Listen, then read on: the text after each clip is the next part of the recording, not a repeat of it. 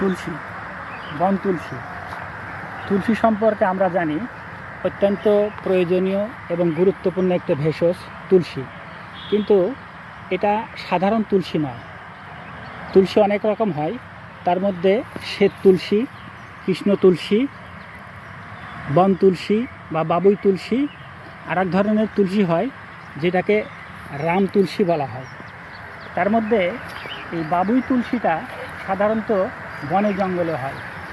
আর বাবুই তুলসীটা চেনার উপায় হলো এই, বন তুলসী বা বাবুই তুলসী এটার পাতাগুলো তুলনামূলকভাবে একটু লম্বা, কিছুটা মরিচের পাতার মতো।